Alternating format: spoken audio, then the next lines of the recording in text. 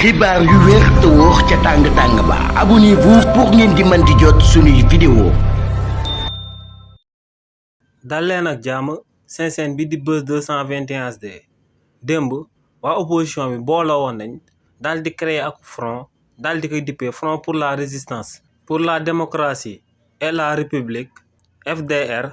waaye front boobee daal di lay mujjee jur akub jàppante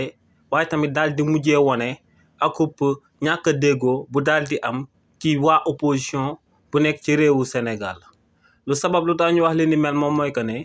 démb ginnaaw bañ sampee front pour la résistance de la démocratie et de la république kii di Amadou Ba mi nga xam ne actuellement moom mooy chef de l'opposition ci réew mii di Sénégal daa wax que ne moom du daal di bokk ci front boobee ndax ne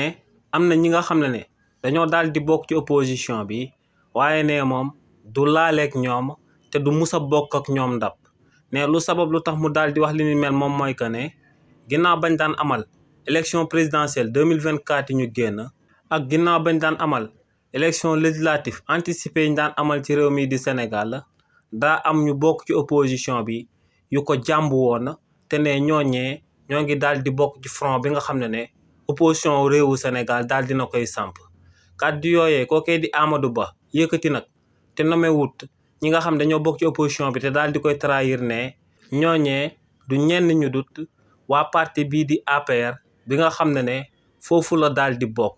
kookee di Amadou Ba ginnaaw bañ fi daan amal élection présidentielle 2024 yi ñu génn ñu bëri ñu bokkoon ci APR te ñu bokkoon ko ñoom ñëpp dañoo génnoon daal di koy won ginnaaw daal di xamal président Macky Sall que ne bu jiitalee Amadou Ba ñoom duñ ko daal di jàppale li ni mel moo wëyoon ba ci élection législative anticipée ñu daan amal ci réew mi di Sénégal te loolee moom moo sabab Amadou Ba ne du mus a bokk ak ndab ñi nga xam ne dañ koo jàmb woon ci réewu Sénégal ginnaaw bañ daan amal élection présidentielle yi waaye tamit ginnaaw bañ daan amal élection législative yi ci réew mi di Sénégal. xibaar yu wér te wóor ca tàng ba abonnez-vous pour ngeen di mën di jot suñuy vidéo.